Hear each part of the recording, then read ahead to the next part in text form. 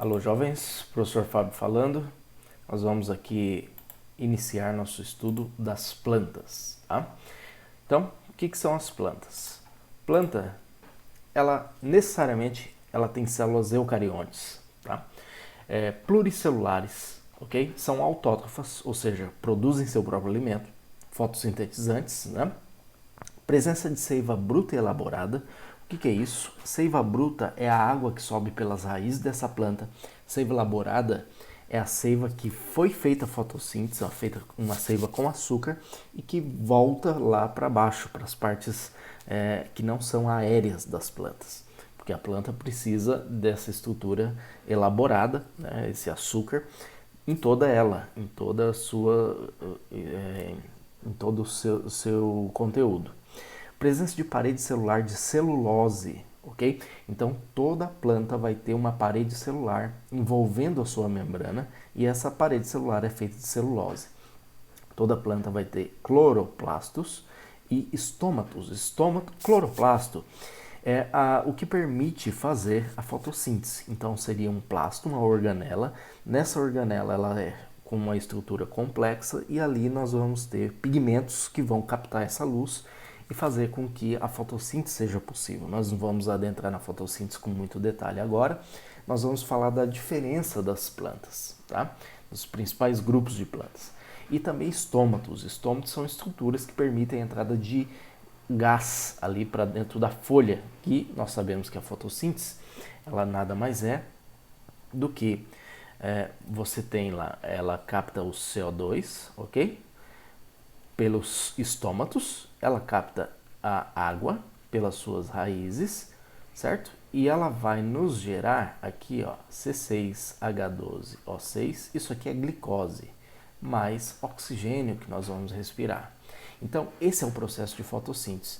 Isso aqui ela vai captar pelos estômatos, certo? Que são essas estruturas ali que vão estar na folha.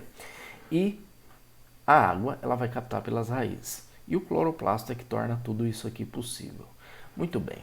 Outra coisa importante é que a planta ela tem amido como carboidrato de reserva, certo? Então a planta ela mantém sua reserva de energia através do amido. E o que é o amido? O amido são várias moléculas de glicose unidas uma com a outra. São predominantemente terrestres e têm tamanhos variados, conforme nós vamos ver. Muito bem.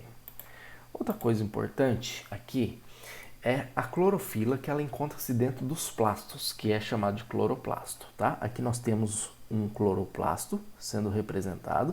Ele tem uma membrana externa e uma membrana interna.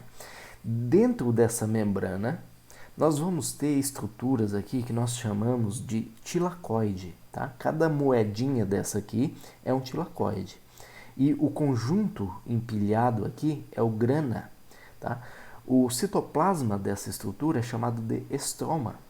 Muito bem, então nós temos a clorofila nesses cloroplastos e aonde você tem a fotossíntese. Então a planta, ela necessariamente vai ter isso, ok? Outra coisa que uma planta vai ser, ela é uma célula eucariótica. Só lembrando, uma célula eucariótica, o núcleo, ele fica envolvido, o DNA, perdão, fica envolvido por um citoplasma, ou seja, tem essa membrana aqui envolvendo o material genético. Nós temos uma riqueza de organelas citoplasmáticas, tá?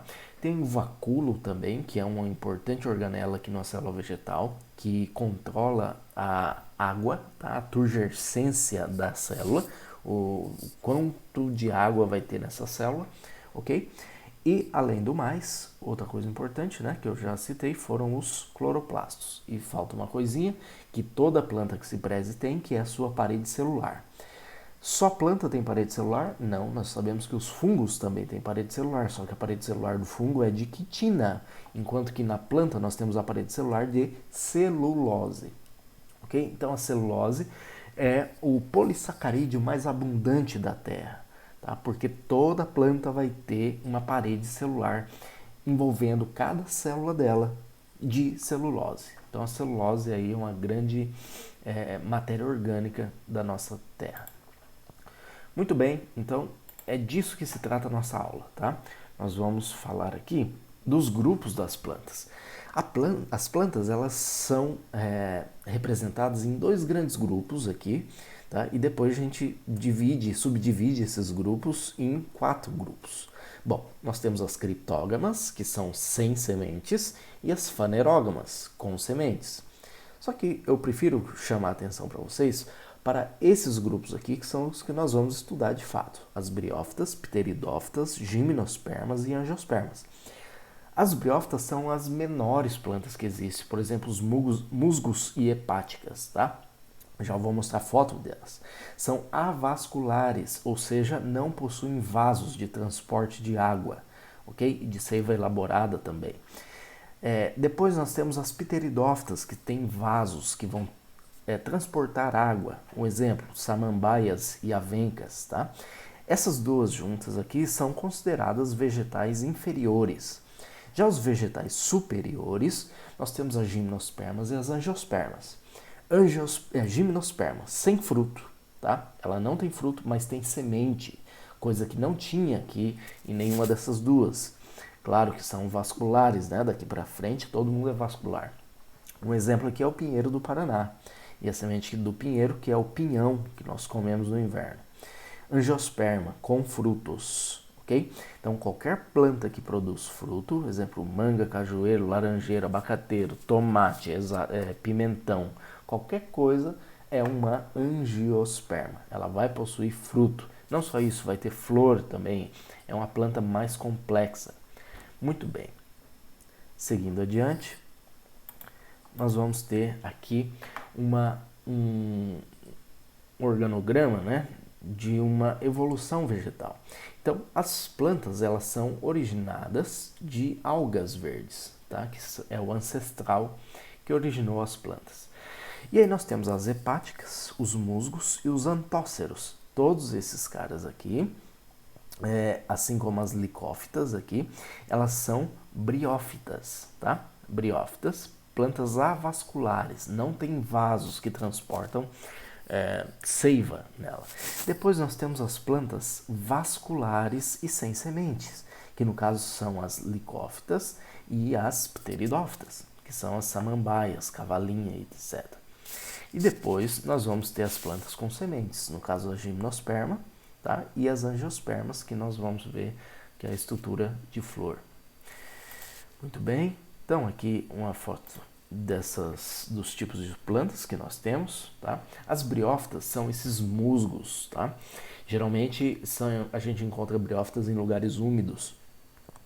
Muitas pessoas podem confundir também, chamar o musgo de limo, tá? Que dá nas pedras e tal. Aqui as pteridófitas são as samambaias, gimnosperma, o pinheiro do Paraná, e uma angiosperma, as plantas com frutos. Beleza? Olha só, então, ainda falando aqui dos 10 filos, né, das plantas atuais, só lembrando, né, senhoras e senhores, nós sabemos que todo ser vivo ele é encaixotado, catalogado, classificado como estruturas de reino, filo, classe, ordem, família, gênero e espécie, ok? Então, o reino aqui que nós estamos falando é o reino vegetal. E esse reino vegetal, ele é dividido em alguns filos. E aqui estão eles. Por exemplo, os 10 filos de plantas atuais, né? Então você tem o filo dos hepatófita, das briófitas, das anterófitas, tá? Hepática, musgo e antóceros. Então, essas briófitas aqui, ó, as avasculares, apesar de ter um filo chamado briófita aqui, essas plantas avasculares são todas chamadas de briófita, tá? Hepática, musgo e antócero são todos chamados de briófita. E aí nós temos espécies, 9.000 espécies das hepatófitas, 15.000 de briófitas e 100 de antocerófita. Aí, o que mais? Nós vamos ter as plantas vasculares, que é a licófita pteridófita, né? Nós temos 12.000 espécies de pteridófitas, né? Parece que samambaia é uma coisa só, mas você tem várias coisas, né? Pteridófita, nós temos as cavalinhas também, as avencas, que são pteridófitas. Plantas com sementes, gimnospermas. Então, você tem o filo aqui da ginkófita, cicadófita Ginetófita, Coniferófita, que são as coníferas, aquelas árvores imensas que geralmente tem na América do Norte. E aqui as angiospermas, tá? Que também são conhecidos como antófitas. Então, várias espécies aqui de angiospermas. São o maior número, tá? São as plantas com flores aqui que nós vamos estudar. Muito bem, seguindo. Aí o seguinte, a briófita, ela tem esse aspecto, né? Então, os musgos, tá? Aqui há uma planta, uma briófita que é a hepática, e aqui, olhando o musgo mais de perto, né, nós vamos ver que ela tem duas estruturazinhas aqui, um gametófito e um esporófito. Não se preocupe, eu já vou falar do que se trata. Beleza, então essas são as briófitas. Você já viu uma briófita por aí, em algum momento da sua vida. Então, nós vamos olhar mais de perto aqui a nossa querida briófita. Beleza? Olha só, maravilha ainda. Aqui os musgos, ó, quando povoando aqui as pedras. São importantíssimos musgos, tá? Eles são seres que geralmente nós falamos na ecologia, quando você tem o nascimento de uma biodiversidade em algum lugar, geralmente vai começar por isso, tá? Por musgos pegando esse material mineral aqui e convertendo isso em terra, ok? Então, toda a terra que você pisa, um dia ela foi pedra, certo? E essa pedra, ela foi convertida em solo também pela atuação de musgos. Não confundir musgos, isso é um musgo, tá? Com o líquen. Líquen é essa parte esbranquiçada aqui na árvore. E o líquen nada mais é do que uma junção mutualística entre alga e fungo, ok? Então, isso é líquen, nós vimos na aula de fungo isso aí. Então, algas e fungos vão formar o líquen. Muito bem, então, olha só, mais musgos aqui, as hepáticazinhas, beleza? E as samambaias aqui, ó. Muito, muito bem. Foi. Quais as principais características das briófitas? Primeira coisa, foram as primeiras plantas que ocuparam o ambiente terrestre, ok? É a planta mais simples que existe. Outro ponto importantíssimo aqui é que elas precisam do ambiente úmido, tá? Então, não vai se ver briófita em ambiente seco, elas precisam de água, até porque elas não são plantas vascularizadas, elas precisam estar em um lugar úmido, até porque para sua reprodução ela precisa da água, desse ambiente úmido. Não possuem flor, nem semente e nem fruto, tá? Apresentam rizóides, cauloides e filóides, que são estruturas semelhantes à raiz, caule e folha, respectivamente. Então não se chama de raiz, nem de caule, nem de folha, mas de rizóide, cauloide e filóide. A epiderme já apresenta uma fina cera impermeabilizante e estômatos. Isso aqui é importantíssimo, tá?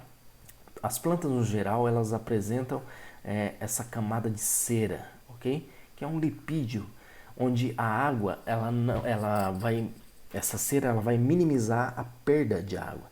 Estômato, o estômato é uma estruturazinha mais ou menos assim, ó, que ele guarda, tá? Ele forma um buraco, né, na folha, que vai captar, então, o CO2 aqui que entra pela fotossíntese vai ser captado por essa estrutura aqui, que é o estômato.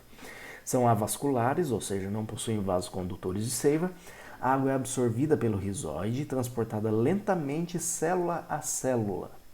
Okay? Então, isso é muito importante a gente entender aqui. Ela não tem vasos de condução de água ou de seiva elaborada.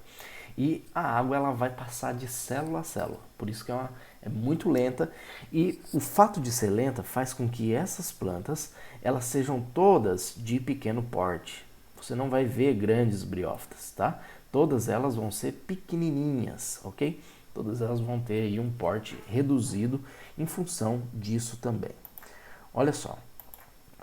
Outro ponto aqui importante salientar é que não apresenta tecidos de sustentação, ok? Não tem um tecido grande que faz com que elas cresçam e tal, tá? A ausência dos vasos condutores e dos tecidos de sustentação não permite que a planta alcance um grande tamanho, depende da água e do meio ambiente para fecundação, possuem gametas flagelados. O que é flagelado? Ops. Flagelado é quando você tem um flagelozinho aqui no seu gameta, tá? Parecendo um espermatozoide. Claro que o flagelo do espermatozoide é maior, mas nós temos os gametas flagelados.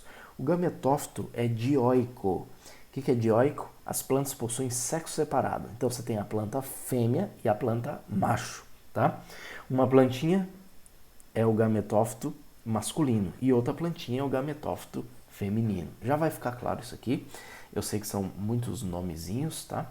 Mas já as figuras vão nos auxiliar nesse processo. Antes de mais nada, eu preciso relembrar com vocês, pequenos gafanhotos, a diferença entre mitose e meiose, porque agora nós vamos usar esse conhecimento para entender o ciclo reprodutivo das plantas, todas elas. Nós vamos precisar conhecer isso aqui. Primeira coisa, imagine que nós temos uma célula aqui, 2N igual a 4. O que é 2N quando eu falo 2N? Imagine o seguinte, vamos comparar com nós humanos. Nós humanos, nós temos 23 cromossomos que vieram do nosso pai, tá? Pelo espermatozoide, 23 cromossomozinhos que vieram da nossa mãe, pelo óvulo. Quando eles se uniram, formou o quê? Um ovo, tá? Um ovo ou zigoto com 46 cromossomos. E a gente sabe que cada cromossomo desse é um longo pedaço de DNA. Então, nosso DNA que nós temos em todas as nossas células são divididos em 46 longos pedaços. 23 dos quais vieram da minha mãe, 23 dos quais vieram do meu pai. Ok. Então, o 46 aqui quer dizer que a tua célula é 2N, ou seja, é diploide, porque ela tem os dois conjuntos cromossômicos, um que veio do pai e outro que veio da mãe. E essa célula aqui, o espermatozoide do teu pai, é N, ou seja, haploide, assim como o óvulo da sua mãe, também é N, que é haploide. Então foi assim que nós somos gerados, não nascemos do repolho e nem fomos trazidos por uma cegonha, tá? Então, nosso pai e nossa mãe fizeram um tchutchu e nasceram nós seres maravilhosos, com 46 cromossomos, 23 veio da mãe, 23 vieram do pai. Muito bem, então essa célula é chamada de diploide, essa haploide e haploide. Ótimo.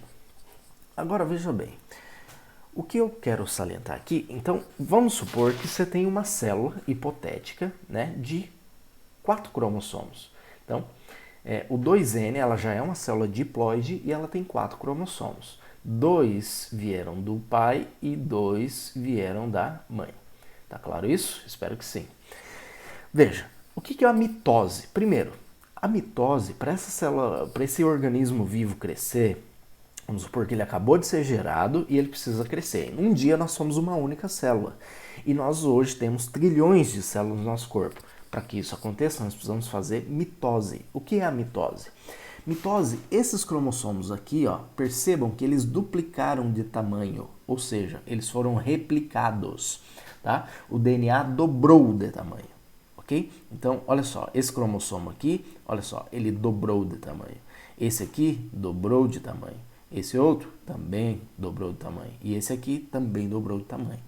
Beleza? Isso nós falamos que agora eles possuem cromátides irmãs, tá? E agora, o que vai acontecer? O próximo passo você vai ter um alinhamento, né, nas fases da mitose, que é prófase, metáfase, anáfase, telófase.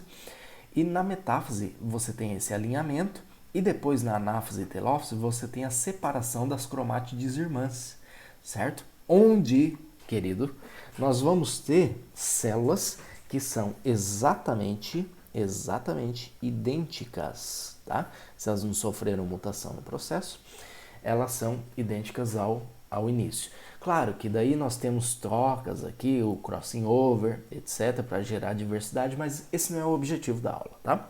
O objetivo é mostrar essa diferença aqui da mitose e da meiose. Muito bem. Então, esse é o ponto, tá?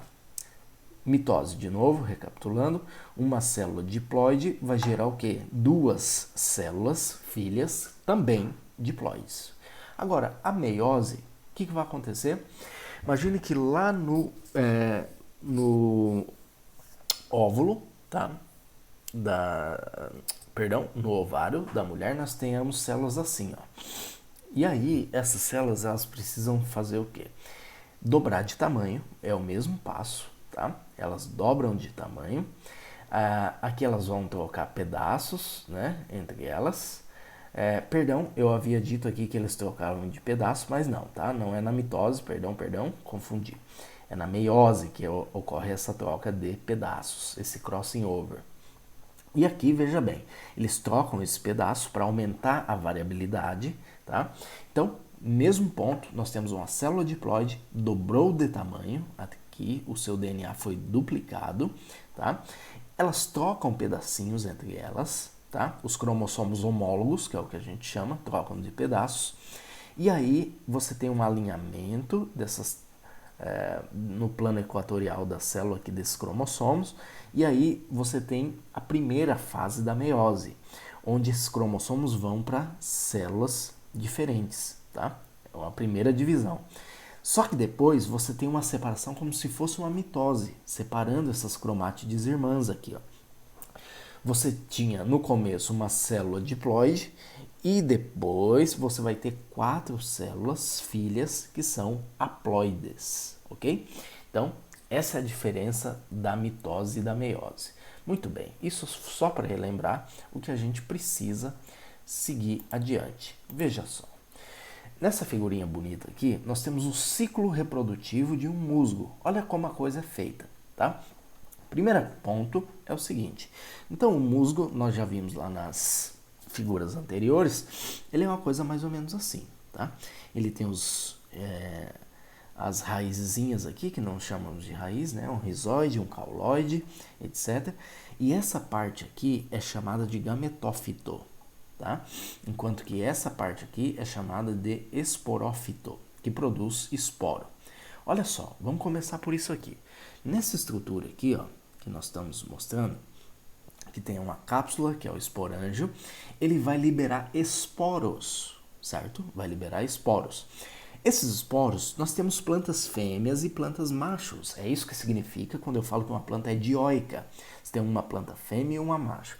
É diferente na maioria das angiospermas. Na maioria não, né? Grande parte delas, você vai ter plantas que são hermafroditas, tá? Os dois sexos na mesma planta. Só que aqui não, ó, nós temos plantas que são dioicas, tá? Uma planta macho e uma planta fêmea. E aí ela vai produzir esporos. Muito bem. Esses esporos, nós temos os esporos masculinos e esporos femininos. Esses esporos aqui, eles vão cair na água, ali num lugar que ele se estabeleça, e ele vai germinar, tá? Vão se desenvolver uma estrutura que a gente chama de protonema. Esse protonema, que é haploide, ok? Que tem um conjunto cromossômico só, você já entendeu o que é haploide, se dividem por mitose e se transformam em gametóforos. Olha só que maravilha.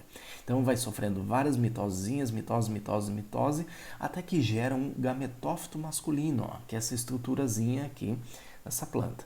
Em cima aqui do gametófito, você vai ter algumas células ali especializadas no anterídeo que vão produzir espermatozoides. Isso mesmo, tá? Espermatozoides. Esse espermatozoide, lembre-se, aqui é todo mundo haploide, ó, e os espermatozoides também são haploides. Não precisou ter meiose aqui, só mitose, certo? Só mitose. E aí, veja bem, nesse caso, aí o espermatozoide deve nadar até alcançar a oosfera, que é a parte feminina. Então vamos falar dela aqui, ó. Um esporo feminino germina, sofre várias mitoses, gera um gametófito feminino. E aí, nesse caso, nós temos em cima aqui no topo uma estrutura que não é igual da masculina. A masculina produz espermatozoides. Aqui nós temos uma oosfera com um óvulozinho esperando um espermatozoide fecundá-lo. E por isso que os musgos, tá, as briófitas, são encontradas em lugares úmidos. Por quê? Porque esse espermatozoide ele precisa ser carregado através da água. E ele vem e encontra aqui a oosfera. E ocorre, então, a fertilização. Tá? Nessa fertilização, nós vamos ter a formação de um zigoto. Agora, preste atenção. Esse zigoto agora ele é 2N. Tá? Não é mais um N só. N, que é um conjunto cromossômico. Então, imagine que isso aqui fosse o espermatozoide do pai, com 23 cromossomos e o óvulo da mãe com 23 cromossomos. E aí vai sair você, que é o zigoto jovem, tá? Com 2N, ou seja, com 46 cromossomos. Muito bem. E agora, esse zigoto vai se tornar no embrião, tá? Esporofítico, ligado por sua base, tá? Esse esporófito aqui permanece dependente nutricionalmente do gametófito. Olha só. Então, esse esporófito jovem, 2N, tá? Ele vai ainda estar aqui, ó, ligado em cima do gametófito, ok? E o ciclo vai continuar, tá? Esse esporófito vai produzir mais esporos, que vai gerar mitose, que vai produzir outro gametófito, tá? Vai produzir espermatozoides, que vai encontrar ali a oosfera e vai continuar novamente o ciclo. Isso aqui é chamado de alternância de geração, onde você tem uma alternância entre gerações de seres haploides e diploides. Tá claro? Então, é assim que nós temos o ciclo reprodutivo do musgo. Beleza. Aí, veja só. Dando continuidade, nós vamos falar... Olha só que interessante isso aqui, tá? Isso aqui foi feita uma pesquisa a pergunta era, né, se as briófitas poderiam reduzir a taxa na qual nutrientes chaves eram perdidos do solo. Então, nós sabemos que o solo, existem solos pobres e solos ricos, existem solos com muito nitrogênio. E esse nitrogênio do solo, ele se encontra nessa forma aqui, ó, que é amônia, tá? Só que essa amônia aqui, quem faz? Isso aqui são bactérias que vão pegar o nitrogênio atmosférico, tá? E converter isso aqui, esse nitrogênio atmosférico, em amônia, ok? E as plantas vão usar o quê? Isso aqui, ó. Porque as plantas não teriam como usar isso aqui, certo? Então, as plantas não conseguem fazer uso do nitrogênio atmosférico. Elas precisam usar o nitrogênio nessa fórmula aqui. Agora, a questão era o seguinte: um total de 10,5 kg de nitrogênio por hectare entra no ecossistema a cada ano. Então, pouco nitrogênio é perdido por emissão gasosa, tá? 0,10 kg só desses 10. O resultado de comparar perdas de nitrogênio por lixiviação, tá? Isso é o que quer dizer lixing. O que é lixiviação? Lixiviação é quando você tem a chuva caindo na terra e a enxurrada vai levando os nutrientes tudo, tá? Vai lavando ali a terra. Então, olha só que interessante. Quando você tem um lugar com esse MOS aqui, são os musgos, você tem uma pequena perda de nitrogênio anual. Enquanto você tem em lugares sem o musgo, você tem uma alta perda de nitrogênio. Tá? Mais ou menos 5 quilos de nitrogênio por hectare é perdido anualmente em lugares que não tem, tá? Onde não tem o nosso musgo. Tá? Então os musgos aí, eles são importantíssimos para os ecossistemas, tá? E eles retêm mais ou menos 95% dos 10 quilos ali de nitrogênio total. Tá? Então são importantíssimos para manter essa terra rica e onde as plantas elas precisam usar nitrogênio. Muito bem, beleza. Continuando. Agora nós vamos falar das pteridófitas. Pteridófita, então, é a planta mais complexa, então a samambaia, as avencas, tá? Essa samambaia sul, o xaxim, então todos eles aqui são pteridófitas. Beleza? Foi. Olha só, características aí das pteridófitas. Foi o segundo grupo vegetal na escala evolutiva das plantas, possuem raízes, caules, folhas e são vasculares, tá? Possuem vasos condutores de seiva, ok? Agora nós temos plantas vasculares, um porte um pouco maior. A presença da vascularidade permitiu que elas crescessem mais do que as briófitas. Vasos condutores de seiva são responsáveis pela condução e pela sustentação do vegetal. E também vivem em ambientes úmidos, pois assim como as briófitas, necessitam da ajuda da água do meio para a fecundação. Outro ponto importante é que os gametas masculinos são flagelados, tá? Ainda depende de água, ainda vão ser encontrados em lugares úmidos. Pteridófita não vai ter em lugar seco, Pteridófita é de floresta tropical. Floresta tropical é conhecida pela sua umidade alta. Muito bem, então vamos entrar um pouquinho mais aqui nas características das pteridófitas. Olha só que maravilha. Isso aqui seria o ciclo reprodutivo das pteridófitas. Então imagine o seguinte, se você olhar direito no pé de samambaia, eventualmente você vai ver uma estruturazinha na forma de coração embaixo ali, que é o nosso gametófito, que ele é, olha só, haploide, tá? Esse gametófito ele é chamado de prótalo, tá? E ele produz gametas, ok? Então ele vai produzir gametas por mitose. Já que ele é haploide, os gametas vão ser produzidos por mitose. Então ele vai sofrer mitose, vai produzir as gametas e vai ter o gameta de uma outra planta, um gameta feminino, né? Que no caso aqui nós vamos ter ele se unindo, tá? E esses gametas se unem e formam um zigoto, tá? Então esse processo é chamado de fertilização, ok? E aí nós temos o zigoto que desenvolve num diploide esporófito, tá? Então, novamente, o gametófito, que é essa estruturazinha aqui da samambaia, que raramente a gente vê, tá? Produz os seus gametas, então os gametas se unem e formam um zigoto. Esse zigoto vai sofrer inúmeras mitoses, tá? E aí ele vai formar o quê?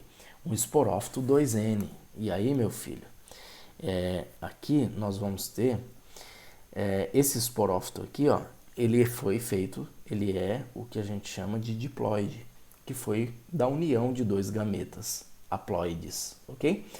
E aí, veja bem, esse cara aqui, que é diploide, possui os dois conjuntos cromossômicos. Se ele fosse humano, ele ia ter 46, 23 que veio do pai e 23 que veio da mãe, tá? Se ele fosse humano, ele não tem 46 cromossomos, só para a gente exemplificar. Então, esse esporófito ele vai produzir esporos haploides. Por qual processo? Pela meiose, que nós já vimos anteriormente. Então, a meiose ela pega lá uma célula diploide e vai produzir células haploides, ok? E aí, esses esporos aqui desenvolvem de novo em gametófitos, tá? Em gametófitos que, por sua vez, vão produzir mais gametas que vão ser produzidos por mitose, já que uma vez que eles são haploides, ok? E esses gametas vão se unir, se fertilizar, formam um zigoto e o zigoto vai formar outro esporófito, ok? E esse esporófito vai produzir de novo esporos haploides. Eventualmente na samambaia você vai ver que ela vai estar cheio de pontinhos assim, ó. Esses pontinhos ali, eles são os esporos, tá? É uma estrutura cheia de esporos ali. Esse esporo vai cair ali na terra e vai formar o nosso querido gametófito, ok? Muito bem. Olha só. Dando continuidade. Olha aqui, beleza? Então, fazendo uma comparação do que a gente viu até agora, tá? As briófitas são avasculares, possuem pequeno porte e possuem rizóide, cauloide, filoide. Já as pteridófitas são vasculares. Vasculares porque ela tem aqui aquele talo, ok? E aquele talo ali vai ter células especializadas no transporte de água. Por isso que elas crescem mais. Médio porte, raiz, caule e folha. Não possui semente nem flor. Não possui semente nem flor. Vive em ambiente úmido, pois depende da água para a reprodução. A mesma coisa. As duas ainda vivem em ambientes úmidos, pois elas dependem de água para se reproduzir. Agora, vamos falar um pouquinho das nossas gimnospermas. Então, aqui estão alguns exemplos de gimnospermas, tá? A araucária, esses, vou chamar de coqueirinho aqui. Nós temos também as sequoias, né? Que são árvores muito grandes, são as maiores árvores que nós temos, tá? Alguns pinheiros e tal. Então, são aí desse grupo das gimnospermas. Beleza, vamos ver quais são as novidades evolutivas aqui das gimnospermas. São plantas vasculares, obviamente, né? De pteridófita para frente, todo mundo vai ter vasos que transportam a seiva. Possuem raiz, caule e folha, estróbilo e semente, já a gente vai ver que se trata. Isso aqui é uma novidade, não possuíam estróbilos na Pteridófita e nem sementes, tá? Ela já produzia esporo, já gerava um gametófito e vida que segue. Aqui não, aqui nós temos estruturas de sementes. E por que as sementes são importantes? Primeiro, que as sementes elas não dependem de água para que a planta se reproduza, certo? E semente, você tem uma vantagem evolutiva muito grande, porque um animal pode comer a tua semente e digerir essa semente em, sei lá, 5 quilômetros para frente ali de onde ele comeu. E aí, a probabilidade de nascer uma árvore ali é alta. Então, ela se espalha de uma maneira mais fácil. O estróbilo é como se fosse uma flor rudimentar, tá? Uma flor que não é uma flor ainda. Não tem pétala, não tem ovário e também não há formação de fruto, mas é o estróbilo. Que seria o que o estróbilo? Seria aquela pinha, né? Onde nós tiramos o pinhão, as sementezinhas ali do pinhão. Os gametas são produzidos nos estróbilos. O gameta masculino não é flagelado, é transportado dentro de um grão de pólen, tá? Então já a gente vai ver. Então aqui já aparece a figura do grão de pólen. Os estróbilos não possuem elementos de atração para polinizadores, por isso são polinizados pelo vento. Isso é um ponto importantíssimo. Nas plantas com flores, nós temos abelhas, morcegos, pássaros fazendo essa polinização. Aqui não, nós temos uma polinização somente pelo vento. Foram as primeiras plantas a conquistarem definitivamente o ambiente terrestre, pois não dependem mais da água do ambiente para fecundação. E seu embrião fica protegido na semente, uma estrutura que possui reservas nutritivas e uma proteção contra a desidratação. Tá? Então, esse embrião ali na semente, ele já tem tudo que ele precisa para avançar no seu desenvolvimento, porque a semente ela já é uma estrutura rica em nutrientes, tem vários óleos ali na semente, tá? Então é uma estrutura muito, muito nutritiva, óleos, amido, etc. vai ter ali na semente para que esse embrião se desenvolva. Muito bem, foi. Olha só, aqui falando um pouquinho desses grupos dessas plantas, onde nós temos aqui, por exemplo, nas plantas não vasculares, que são as briófitas, né, os musgos, o gametófito é a forma dominante, tá? O esporófito é uma forma reduzida, que é isso aqui que fica em cima, isso aqui produz esporos, lembra? Que vai produzir outro gametófito.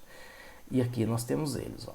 Já nas ferns é samambaia, tá? E outras plantas sem sementes vasculares, elas têm uma forma reduzida e independente, tá? Que no caso da samambaia seria isso aqui, ó, seria o prótalo, que é o gametófito. O esporófito, a parte esporófita é dominante, ok? É ele que a gente mais vê, certo? Então tá aqui na samambaia. E nas plantas com semente, angiospermas e gimnospermas, como que é? Então, a parte gametófita, ela é reduzida, geralmente é microscópica, tá? Depende do esporófito para a sua nutrição. Então, o gametófito, no caso aqui, é muito pequeno. No caso, o quê? O grão de pólen, por exemplo. Tá? E a parte esporófita é dominante. Olha só que legal. Na gimnosperma, nós temos aqui esses gametófitos vão estar dentro desse cone aqui, que a gente chama de estróbilo. Tá? E aqui, ó, o estróbilo masculino e o estróbilo feminino. Tá? Opa, perdão, eu inverti. Aqui é o female, né, que é o feminino, e aqui é o masculino. Tá? Dentro aqui vai ter o grão de pólen e dentro aqui vai ter o óvulo, beleza? Então nós temos aqui o esporófito. Já nas angiospermas, ó, mesma coisa. Você tem os seus gametófitos fêmeos aqui, eles ficam dentro aqui do óvulo, tá? Dentro do ovário. Essa parte aqui é chamada de ovário, e aqui dentro do óvulo aqui aqui dentro do ovário nós vamos ter o óvulo. Já os masculinos nós vamos ter essas partes aqui que a gente chama de estame. Aqui dentro vai estar o grão de pólen, tá? Então isso aqui é chamado de esporófito. E os nossos gametófitos, nesse caso, que são haploides, né? São N. Então eles ficam aqui guardados dentro da planta, tá? Nós vamos ver em detalhe isso aqui. Muito bem, olha só. Isso aqui é o ciclo de vida. Agora nós estamos falando de uma gimnosperma. Veja, veja, veja. Na mesma planta, ela vai ter os dois sexos, tá? Essa planta não é chamada de dioica, ela é chamada de monoica, tá? Monoica quer dizer que os dois sexos vão estar na mesma planta. Então ela tem ali a parte que produz o pólen, o espermatozoide, e a parte que produz o óvulo, tá? Que é a parte feminina e a masculina na mesma planta, tá? Então, em muitas coníferas, que são as árvores zonas grandes lá, as sequoias, né? Cada árvore tem os dois, tá? O pólen e as... Nem é sempre assim, tá? Não é sempre assim. Talvez eu tenha falado aqui agora que eu generalizei, mas não é sempre assim. No caso da conífera em específico é. Muito bem. E aí, o que acontece? Se eu fizer um corte aqui, ó, longitudinal, nessa seção dessa pinha, né? Você vai ter isso aqui, ó, tá? Onde isso aqui, cada estruturinha branca dessa é o óvulo, beleza? Então, o que vai acontecer? Se eu fizer um corte longitudinal aqui, nós vamos ver estruturas ali, que é o microsporângio, tá? Que vai ter o nosso grão de pólen. Mas ainda não temos o grão de pólen, porque esse microsporângio aqui, as células que vão estar aqui dentro dessa estrutura masculina, elas são o quê? 2N. 2N, meu filho, quer dizer que ela tem, se ela fosse um humano, ela teria o quê? 46 cromossomozinhos. E ela vai produzir grãos de pólen por meiose, que agora são haploides. Eu não estou dizendo, de novo, que elas têm 23 cromossomos no grão de pólen, mas eu só quero dizer que se ele fosse um humano, aqui nós teríamos os 23, para você entender, tá? Então, os microsporócitos, eles dividem por meiose, produzindo micrósporos haploides, que são os grãos de pólen, tá? Um grão, tá? Que é o gametófito masculino ali, dentro de uma parede de pólen. Beleza, então tá aqui ele. E aí o que vai acontecer? Ó? Esse cone que vai ter nossos óvulos ali, eles vão ter dois óvulos, cada um contendo um megasporângio, tá? Mas somente um óvulo aqui eu estou mostrando. Muito bem. Agora, olha só que interessante. Quando você tem aqui um negócio dentro aqui, ó, do grão de pólen, esse grão de pólen ele vai ter essa estrutura, tá?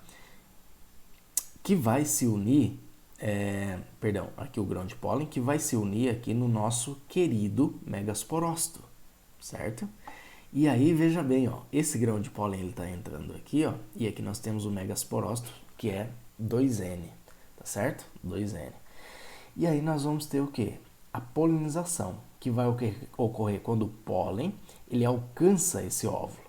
O pólen, então, ele germina, formando um tubo. Isso é importante, tá? Dentro do pólen nós temos duas células ali, tá? Uma delas vai germinar e vai formar um tubo polínico, tá? Que vai digerir, o caminho para alcançar o óvulo aqui no megasporângio. Então, o pólenzinho vai formar esse tubo. Olha que maravilha. E aí, quando ele forma esse tubo, é o caminho para a outra célula, a célula espermática, tá? Fazer a fecundação propriamente dita. Então, enquanto o tubo de pólen se desenvolve, o megasporócito sofre meiose. Por quê? Porque aqui, ó, esse megasporócito, ele tem uma célula 2N, tá? E ele vai gerar o quê? 4 células haploides. Só uma vai sobreviver, ok? Somente uma vai sobreviver. Então, de novo, nós temos o grão de pólen que é N. Aqui é uma célula 2N, esse megasporócito. Se ele fosse humano, ele ia ter o quê? 23 do pai e 23 da mãe. Só que daí ele vai sofrendo meioses, tá? Para somente uma aqui sobreviver. E olha só que interessante. Depois disso, ó, esse megásporo, ele desenvolve num gametófito feminino, que contém 2 ou 3 arquegônias, tá? E no qual vão formar um ovo. Por que essas arquegônias aqui? Porque eles são importantes para gerar outras estruturas aqui que a semente vai precisar, tá? E agora, olha só, agora vem o ponto chave aqui da coisa. À medida que os ovos estão maduros, esses dois espermas aqui do nosso querido grão de pólen, tá? Que se desenvolveram no tubo polínico, tá? Ao qual se estenderam até o gametófito feminino, vai ocorrer então uma fertilização, que é quando o esperma e o ovo se unem, ok? Então esse é o ponto aqui da fertilização, beleza? Então nós temos aqui, ó, o tubo polínico que foi feito para que a outra célula espermática encontre, tá, a célula que foi originada dessa meiose, certo? E aí eles vão se encontrar e vão formar o zigoto, tá? Essa fertilização geralmente ocorre mais do que... olha só que interessante isso. A fertilização mesmo vai ocorrer mais ou menos depois de 1 ano depois da polinização. Ou seja, depois que ele entrou aqui, o grão de pólen polinizou, tá? Chegou na parte feminina, pode demorar até 1 ano para que isso aconteça, tá? Para que o encontro aconteça. Todos os ovos podem ser fertilizados, mas usualmente somente um zigoto é desenvolvido no embrião. Então, o óvulo ele se torna uma semente, consistindo de um embrião, o suprimento de comida, tá? E o seed coat aqui, que é o tegumento, que é a parte rígida aqui da semente, tá certo? E aí nós temos, tá, o nosso querido embrião, que vai agora que agora é 2N, obviamente, né? Porque nós temos o grão de pólen, que é N, juntando agora aqui com esse megásporo depois da meiose, que é N também, e vai formar o nosso embrião, tá? E aí as sementes aqui, elas vão começar a germinar depois que elas caírem num lugar que seja propício. Então, resumindo, no caso das coníferas aqui, nós temos a parte feminina e masculina. Eles vão produzir, a parte feminina produz o grão de pólen, a masculina vai estar os óvulos ali. Uma vez que houve a polinização, esse megasporócito aqui, ele vai sofrer meiose, tá? Para ter a célulazinha N, que vai encontrar com o grão de pólen, e aí vai originar uma semente, ok? E outra coisa importante é que as células que não foram usadas na fertilização vão ser aquelas que vão contribuir para gerar o ambiente para que esse embrião se fertilize, ok? Então, esse aqui seria a nossa reprodução, o ciclo germinativo, reprodutivo da nossa gimnosperma. Olha só que maravilha. Agora nós vamos falar um pouquinho das nossas queridas angiospermas, tá? Toda angiosperma ela vai ter flores e frutos e sementes também. Bom, olhando para uma flor de perto, nós vamos ter algumas estruturas aqui que são muito, muito importantes, tá? A parte, você vai ter a parte feminina, que é chamada de gineceu, e a parte masculina, que é endoceu. Feminina é essa aqui, e a masculina, que é essa aqui. Na parte feminina, nós temos o estigma, que é a superfície aqui, tá? O estilete, que é o caminho até o nosso querido óvulo, ok? Nós vamos ter, na parte masculina, nós vamos ter a antera e o filete. A antera, aqui dentro vai estar o grão de pólen, e aqui vai estar o óvulo, ok? Então, essa é a estrutura aí de uma flor. Agora, vamos lá. Quais são as principais características das angiospermas? São vasculares, obviamente, né? Produz raiz, caule e folha, flores, sementes e frutos. Essa é a novidade. Gimnosperma não possui flor e nem fruto. Também não necessitam da água para que ocorra a fecundação. Suas flores produzem um néctar, que é uma solução açucarada. E isso vai atrair animais, como abelha, borboleta, formiga, pássaro, morcego e outros que acabam polinizando. Esse é o atrativo, esse é o diferencial.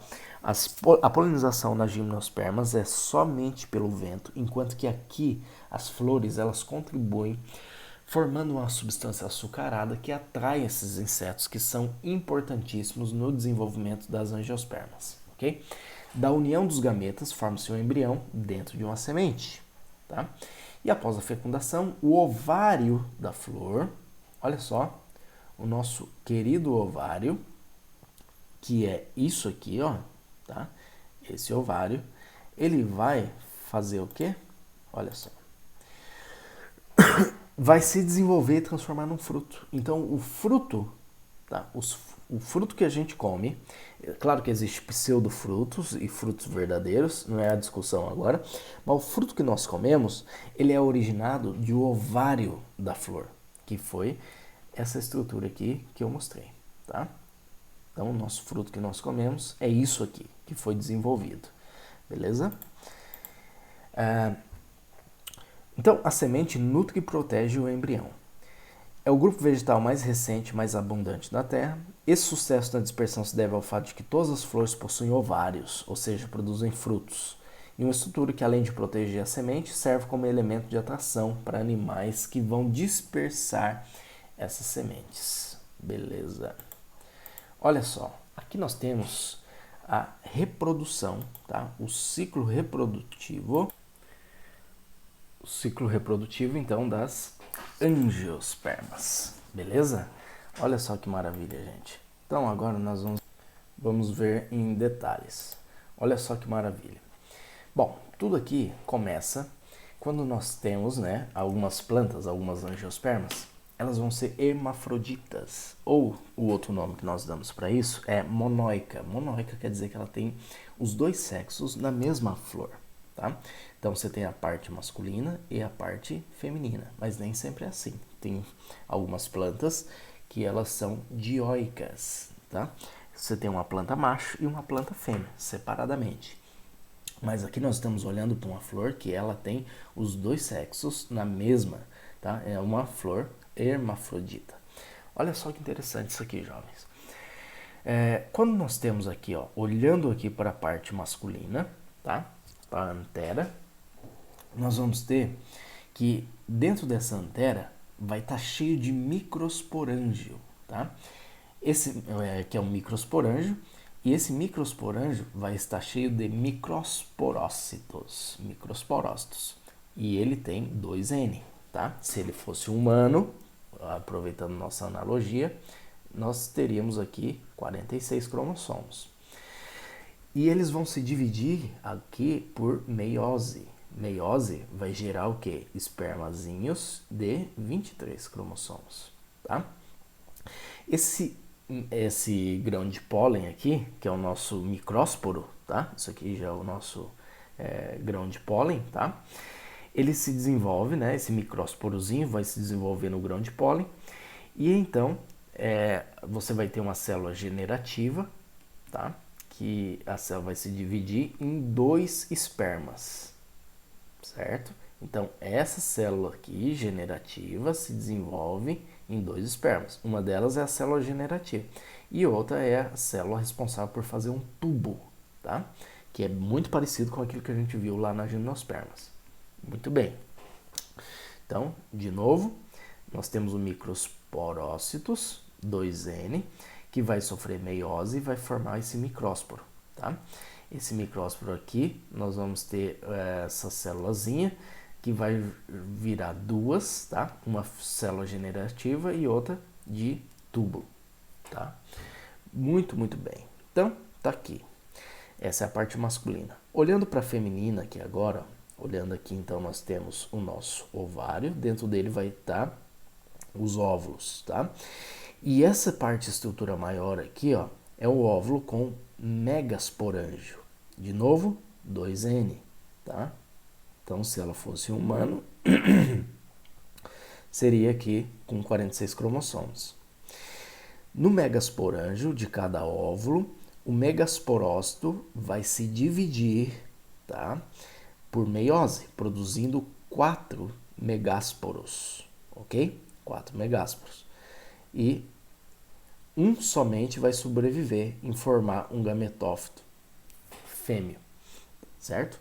Então nós temos aqui, ó, um megasporângio que ele sofreu meiose e ele formou os megásporos, tá? 4, dos quais somente um vai sobreviver. Beleza.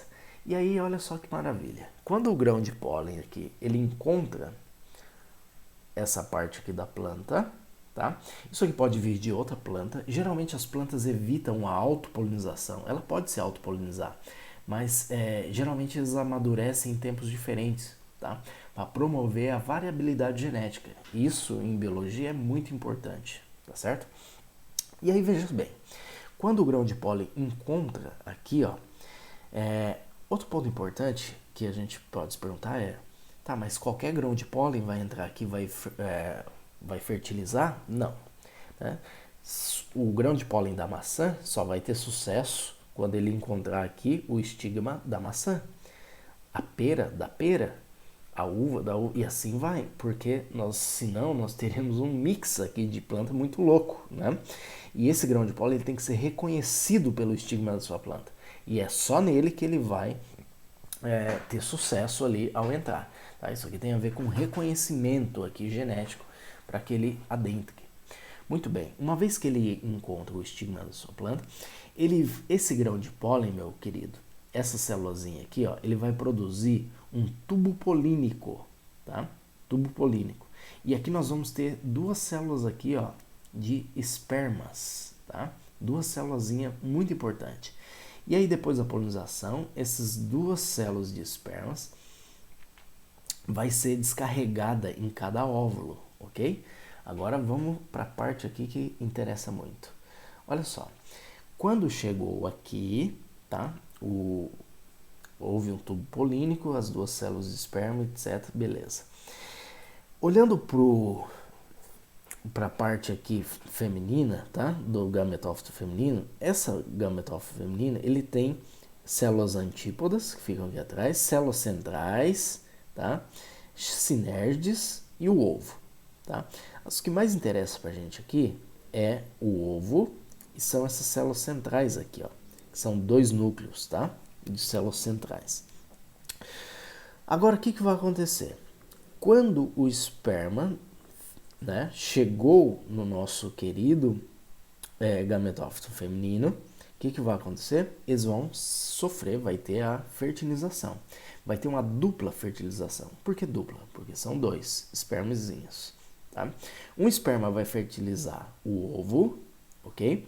Formando o zigoto, tá? Que agora vai ser 2N, ok? E, outro ponto importante, e o outro esperma fertiliza as células centrais, que são essas aqui, ó, tá? E essas células centrais, elas vão ter o quê? 2N. 2N da célula central, mais um Nzinho aqui que veio do esperma, vai formar o endosperma, que é triploide, tá? 3N nesse exemplo. E aí o que vai acontecer? Nós temos um zigoto, que é 2N, a formação do esperma com o ovo, tá? E você vai ter, junto com as células centrais que estavam aqui, que são duas células centrais, mais um esperma, vai agora ser uma célula triploide. Não é haploide, haploide é um N só, não é diploide, tá? Porque diploide são 2Ns, agora é triploide. Se isso aqui fosse humano, nós teríamos aqui 46, né? Nesse zigoto que foi formado, da junção do esperma com o ovo. E aqui nós teríamos o quê? 23 mais 23 mais 23, ora, 69 pares de cromossomos, 69 cromossomos nós teríamos aqui nessa célula triploide, beleza? Olha só que maravilha. O zigoto desenvolve num embrião que é empacotado, tá? Junto aqui com a comida dentro da semente, tá? O fruto vai estar em volta aqui, ó. O fruto não foi mostrado, mas ele estaria aqui em volta, tá certo? Fruto é tudo aquilo que envolve uma semente, beleza? Então, aqui nós teríamos o embrião.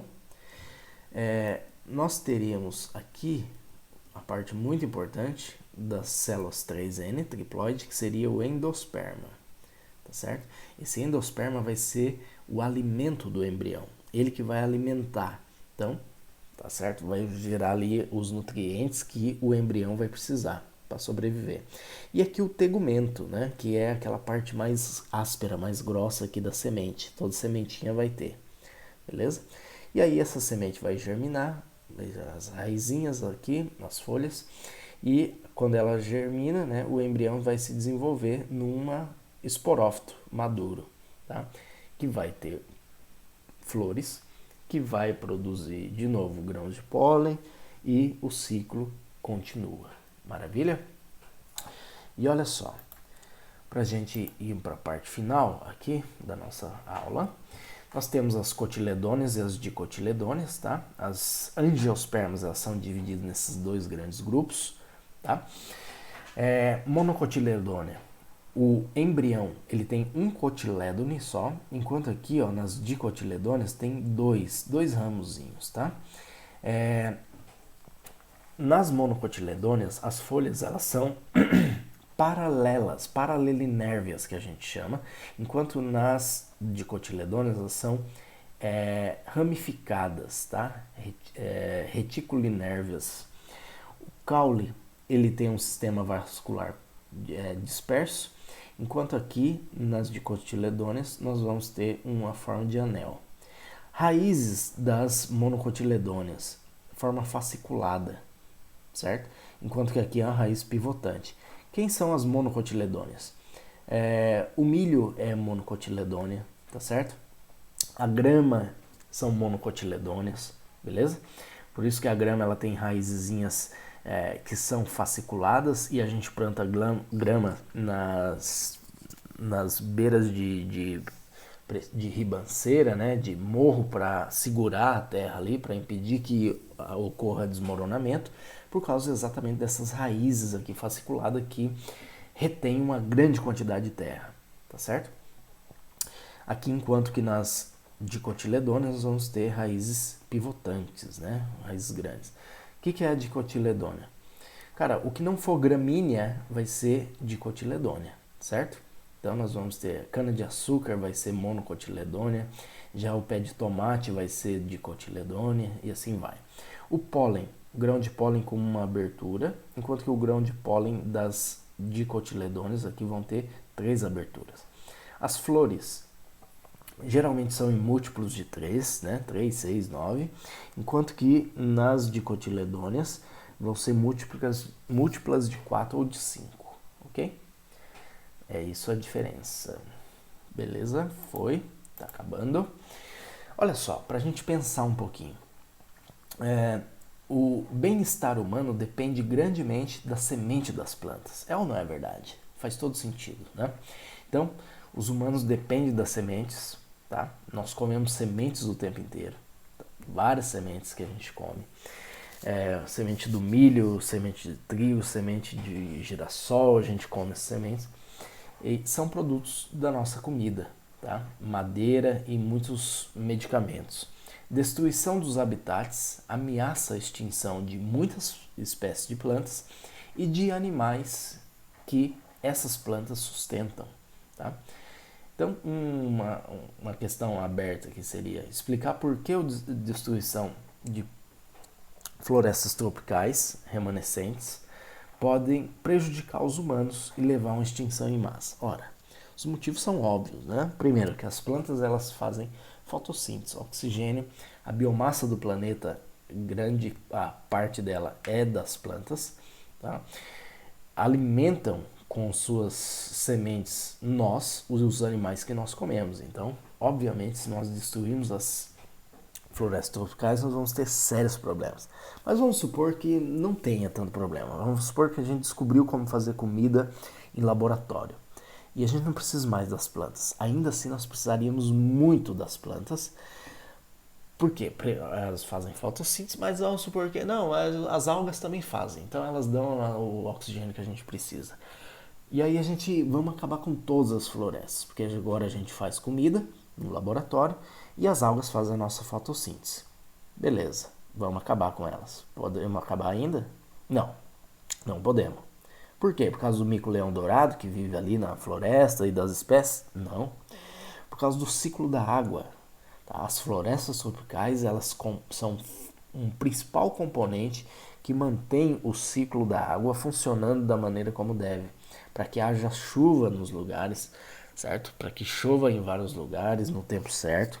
Então, é uma manutenção importantíssima do ciclo da água pelas florestas tropicais. Beleza? Ótimo! Beleza? Então, 5 características derivadas das plantas de semente, tá? Elas têm gametófito reduzido, ok? Então, o microscópico, o gametófito masculino, ele é microscópico. E o feminino também, eles são alimentados e protegidos pelo esporófito, ok? Heterosporia, tá? O que é isso? Que o micrósporo, ele faz com que venha à tona, né, o gametófito masculino, enquanto o megásporo faz com que venha à tona o gametófito feminino. Isso é a heterosporia. Os óvulos, tá? Você vai ter ali um tegumento, 2N, o megásporo, que é haploide, tá? E o megasporângio, que é o 2N. Então, 2N aqui vai gerar esses megásporos, tá? O grão de pólen, ele torna a água não necessária mais para fertilização, já que essas plantas elas não dependem mais da água, tá? Para se encontrarem e tal, e para que o ciclo continue. O inseto pode fazer isso, o vento também pode fazer. E as sementes sobrevivem melhor do que os esporos não protegidos, tá? Então pode ser transportados por longa distância. Imagina um pássaro que come uma semente e ele vai defecar, sei lá, daqui 100 km depois de voar, e aí ele defeca lá e pode sair uma outra planta em outro lugar, bem distante daquele que ela estava no começo. Beleza? Foi. Para fechar então, jovem, um quadro comparativo. Gimnospermas são plantas vasculares, assim como as angiospermas também. Angiosperma possui raiz, caule, folha e semente, assim como a gimnosperma também. Não necessitam de água para que ocorra a fecundação, a mesma coisa que as angiospermas. O gameta masculino não é flagelado, é transportado dentro do grão de pólen, a mesma coisa que nas angiospermas. Tá? Então, nas duas aqui, a união dos gametas forma-se um embrião dentro de uma semente, tanto no gimnosperma quanto em angiospermas. O embrião fica protegido na semente, que possui reserva nutritiva e uma proteção contra a desidratação. Nas duas acontece a mesma coisa. Aqui começam algumas mudanças. A estrutura reprodutora é o estróbilo nas gimnospermas, enquanto a estrutura reprodutora nas angiospermas é a flor. Tá? Os gametas são produzidos nos estróbilos, enquanto nas angiospermas os gametas são produzidos na flor. Nas gimnospermas os estróbilos não atraem os animais, por isso são polinizados pelo vento. Já nas angiospermas, as flores produzem um néctar que atrai esses animais que fazem a polinização. As flores não possuem ovários nas gimnospermas, portanto não produzem frutos. A semente é chamada de nua, que é aquele pinhão que nós comemos, por exemplo, é uma semente nua de uma gimnosperma. As flores possuem ovários que após a fecundação se transformam em frutos com a semente dentro. Beleza, meus filhos? Por hoje é só isso aqui, tá? Depois eu passo alguma atividade relacionada com esse tema. Muito bem, obrigado pela atenção. Hasta la vista, baby.